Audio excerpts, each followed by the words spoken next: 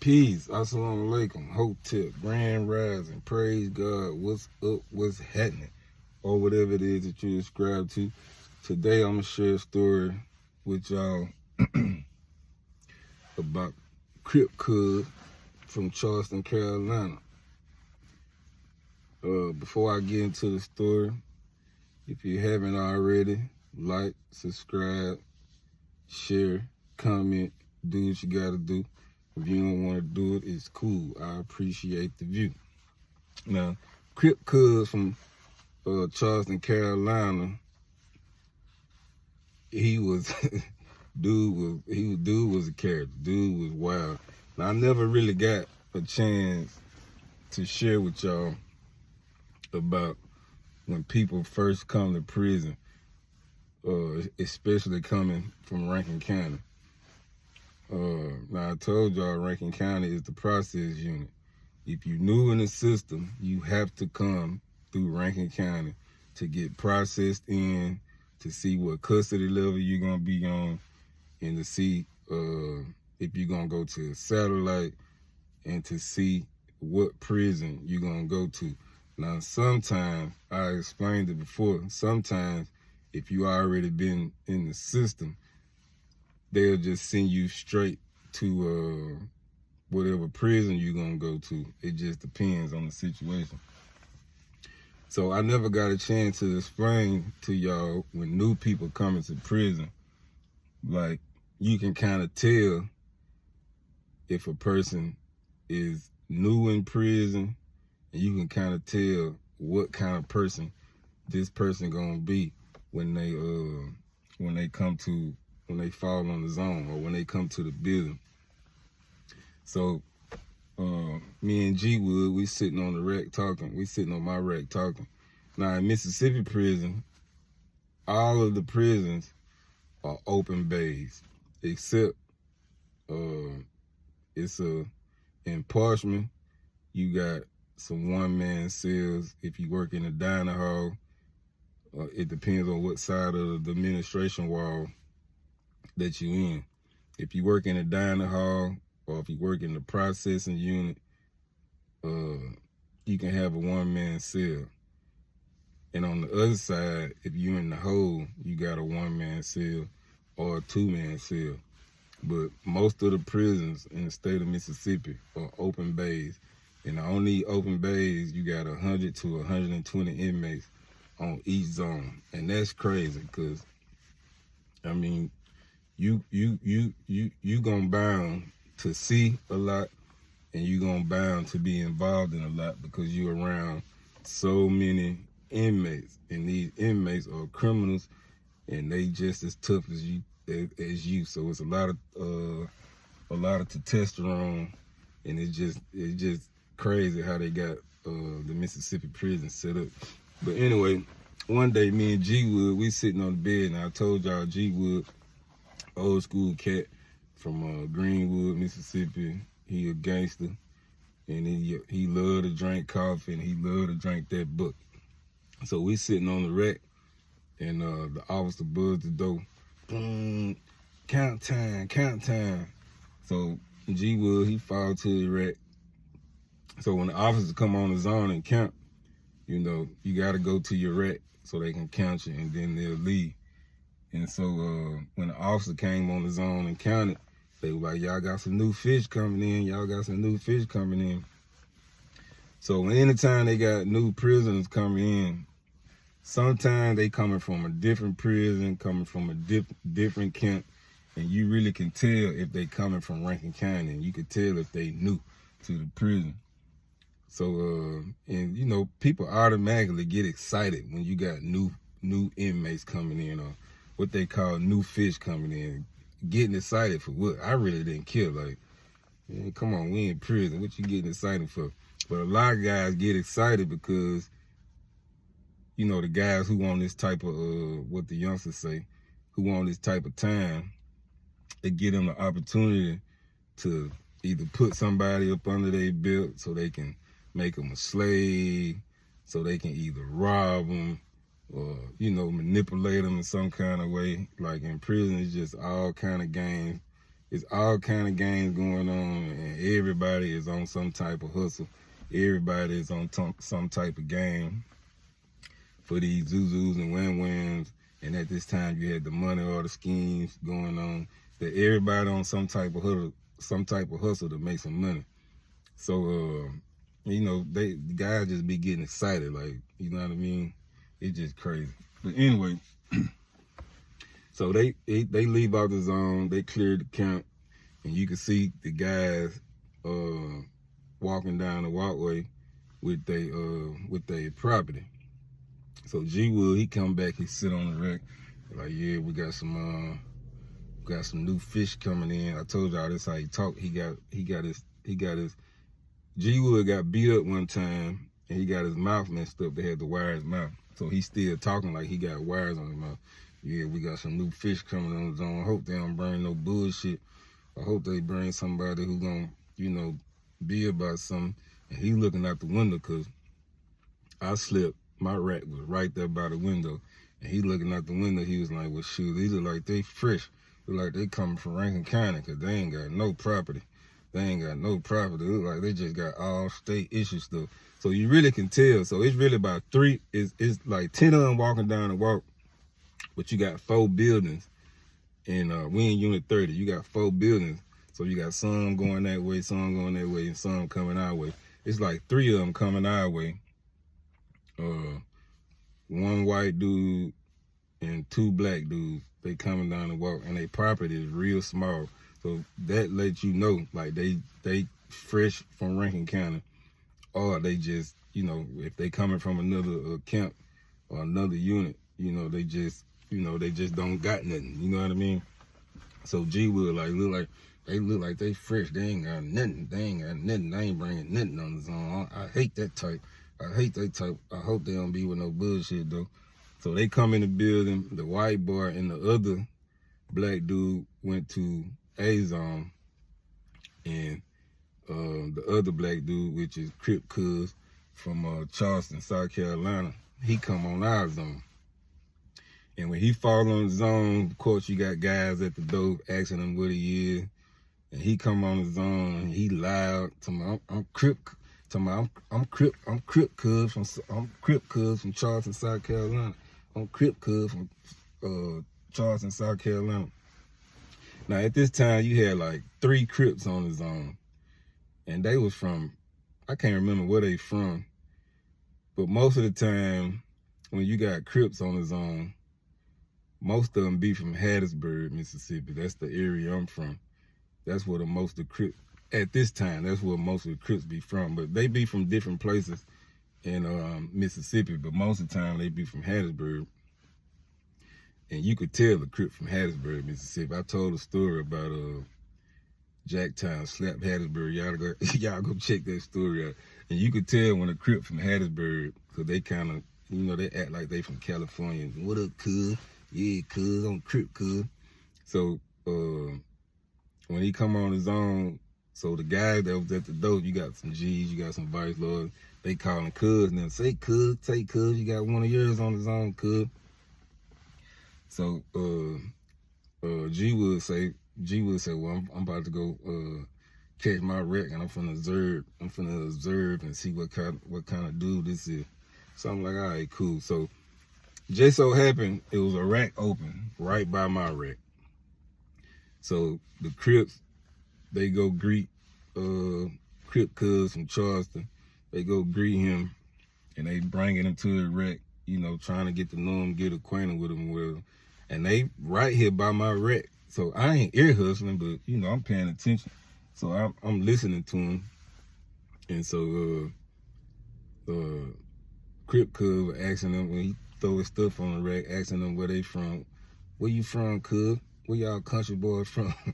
See, when you got people from different states and they just so happen to get locked up in Mississippi, automatically they think Mississippi is country. Like they gonna address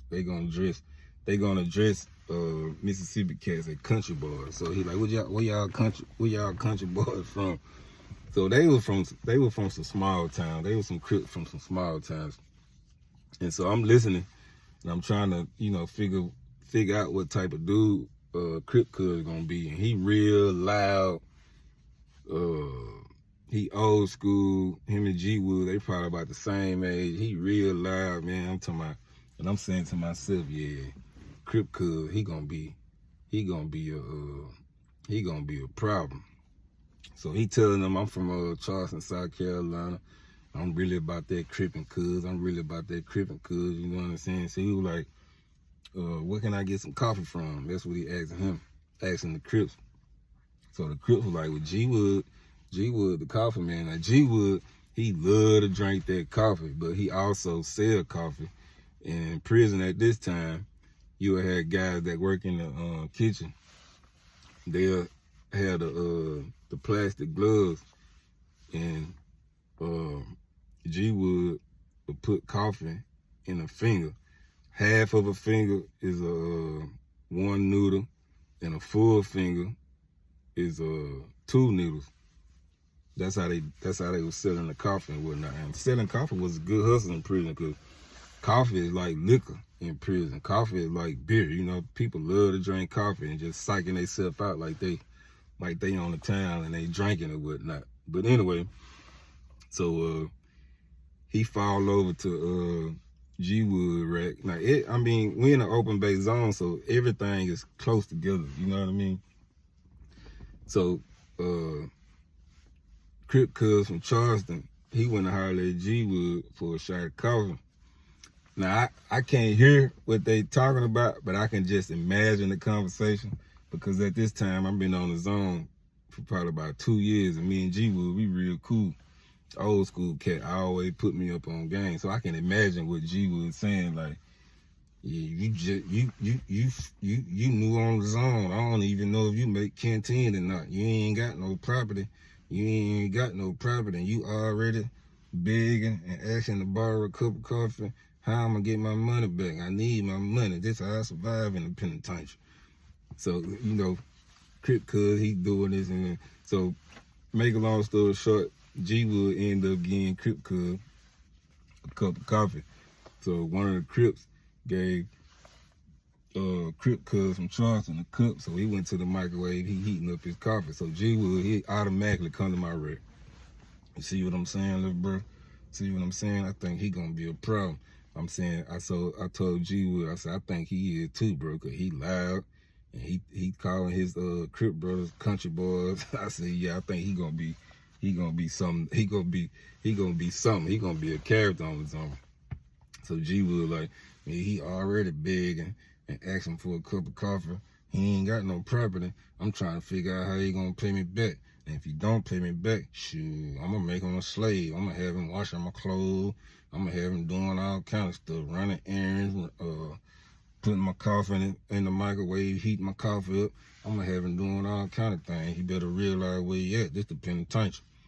So I'm like, hi, G Wood. So G Wood asked me, you want a shot of coffee, young blood? I'm like, nah, I'm cool, G Wood. I'll rock with you later on. I'm finna, get into this book and read it. So he's like, all right, little bro, I'll holler at you later on. Just let me know you want a shot of coffee. I'm gonna drink one with you so we can politic and talk about these suckers on this zone. Like, all right, G Wood, cool. So I'm laid back on reading. Crip Cuz, he get his little rack together. He ain't got nothing but the mat and his state issue boxes, state issue soap. Like, he ain't got no canteen, no nothing. So he's still talking to Cuz and them, and I'm observing. I'm not being nosy. I'm not ear hustling, but I'm paying attention. So he telling them war stories, you know what I mean, as he's sipping on his coffee. And they telling him war stories. Everybody lying. They just lying to each other. So I'm listening to him, and he telling them what he called his charge at. He called his charge in a place outside of Jackson called Flowood, Mississippi. He said he had been in Flowood visiting some family.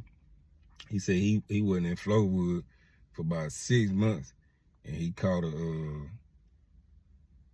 he caught a carjacking charge. But over time, I found out that he was stealing. So over time, I found out, cause he my rack mate. He sleep right there.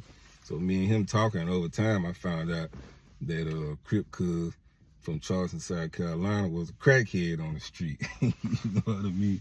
So he got caught stealing, and they gave him like I think he said they gave him like 3 years or something like that.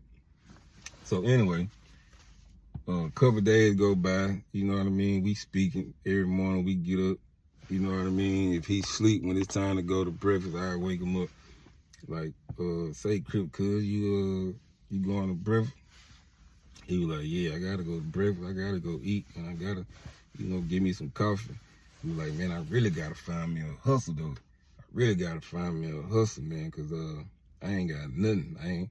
My family that's down here, they ain't looking out on me. And my family back home, they ain't looking out on me. I really gotta find me a hustle. So I'm like, well, shoot, you might want to go get you a kitchen detail. You know what I mean? They always looking for some kitchen workers. He was like, yeah, I might do that. You know what I mean? He like, what's your name, bro? I'm like, man, my name Yasir. Where you from? I tell him where I'm from and whatnot. So this one, he get to telling me about how he caught his charge. Now, he said he robbed somebody for their car. But like I said, over time, like in prison, all these people be lying. You very seldom find or listen to somebody tell how they caught their charge and they telling the truth. Most of the time they telling their truth is the guys who take pride in what they did to come to prison. But if you got some of them guys who really don't take pride in what they did or they're ashamed about what they did, they gonna be lying. But then as you get to know them, they'll eventually tell the truth. So he telling me all these war stories and whatnot. And also, like in prison at that time, it really wasn't that many Crips. And in the Crips in prison, they was all, and I'm not talking down on them, I'm just telling the truth. They was always dingy and dirty. They never had no canteen, like they ain't had no hustle. They ain't had nothing going on. So he telling me like, dang, cousin, them ain't got nothing going on. You know what I mean? So he asking me about the GDs and the vice lords or whatnot. He asking me what I was. I'm like, man, I'm BD. You know what I mean? He like, I could tell you cool, you laid back, you read and whatnot. You know what I mean? But he like, man, I gotta find me a hustle. So as time went on,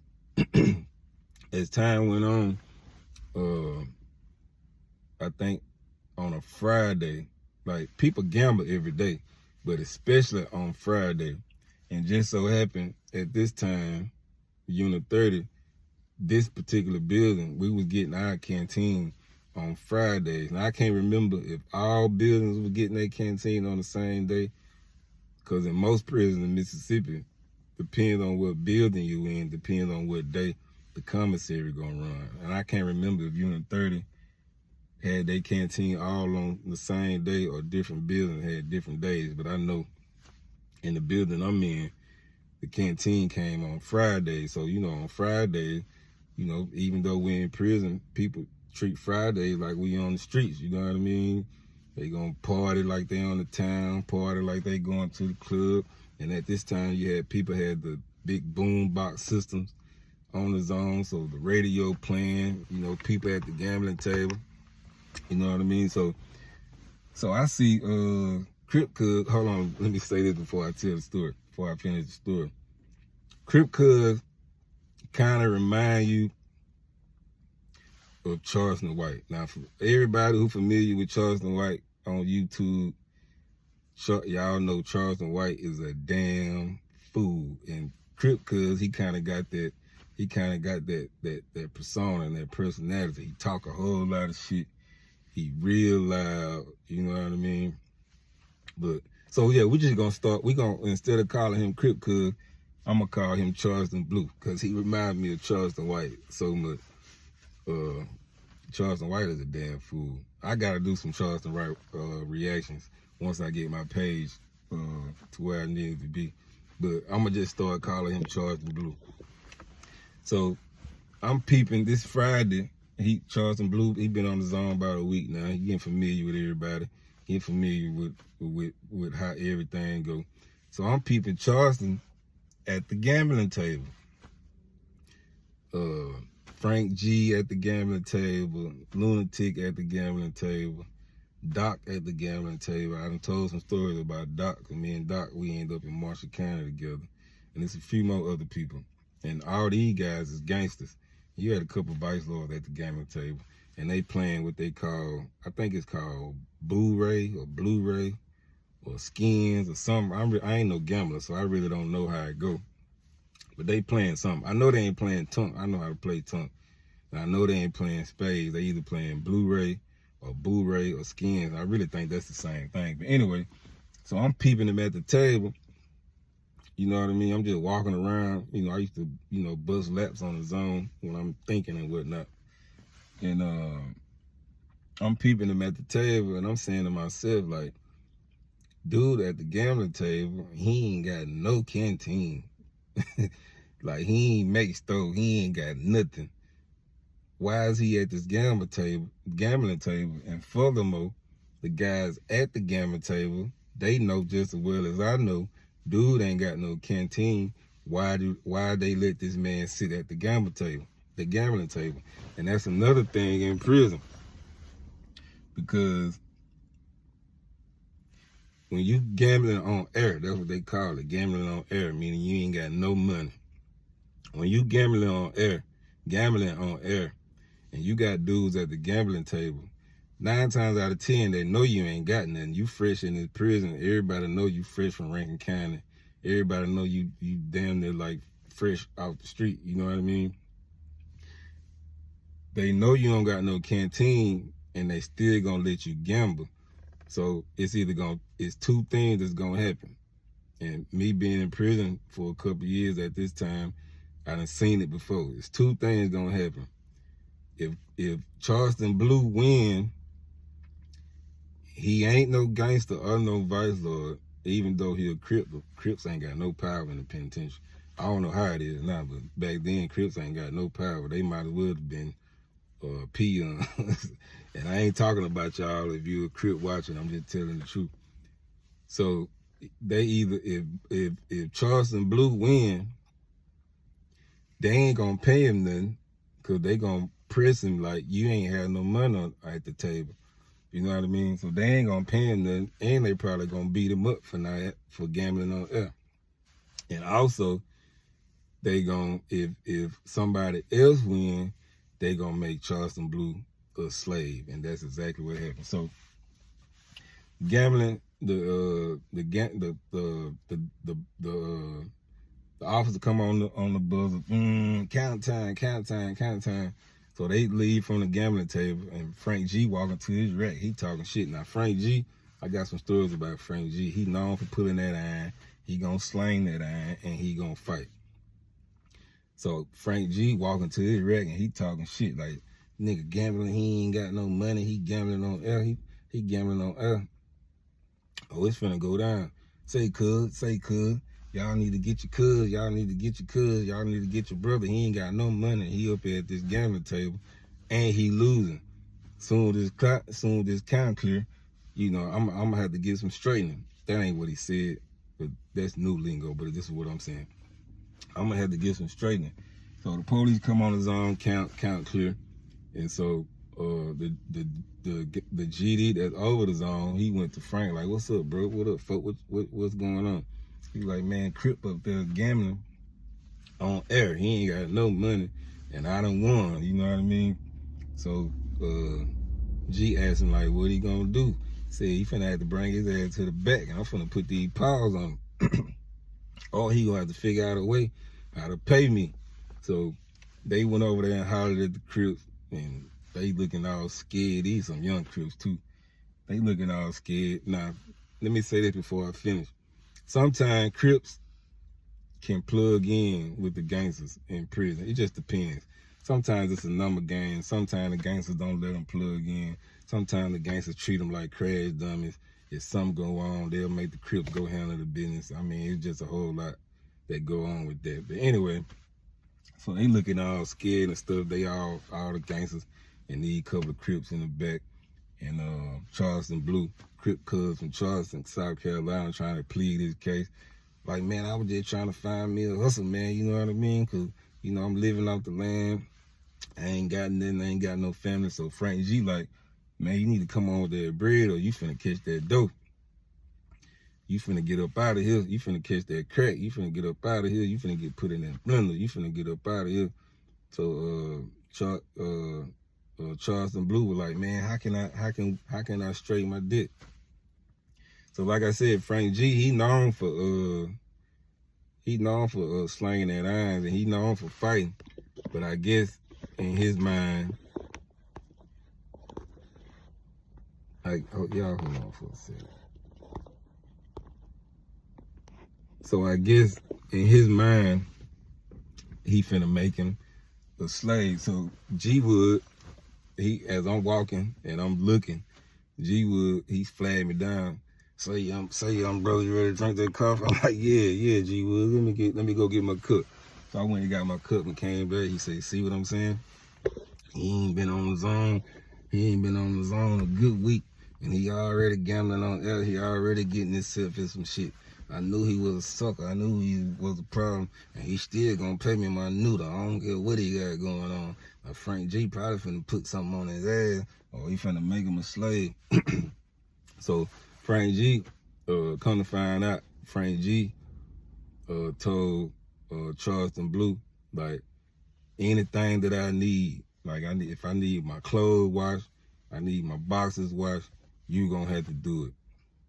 So Charleston Blue, it really was a good thing. Not me, cause I ain't finna be washing no nigga clothes. I ain't finna do that. But that is a hustle in prison. And this is kind of when I found out he was a crackhead on the street, because most crackheads, when they come to prison, that be their main hustle. And at the time, you had irons in the building. They had in the penitentiary. The crackheads usually be the one ironing people clothes for when they get ready to go to visit, or they washing people's sheets and they blankets and they pillowcases, they boxes, they socks. You know what I mean? This the hustle in prison for the crackheads. This how I found out that he was a crackhead on the street. So he got him a hustle now. So as he's slaving for Frank, you know, other people coming to him and like, bro, I'll pay you this to wash my clothes. So, you know, he done found him a hustle. And but this wasn't the end of Crip Cuz from Charleston, Carolina, or Charleston Blue. But I'll continue the story some other time. Until the next story, y'all be smooth out here.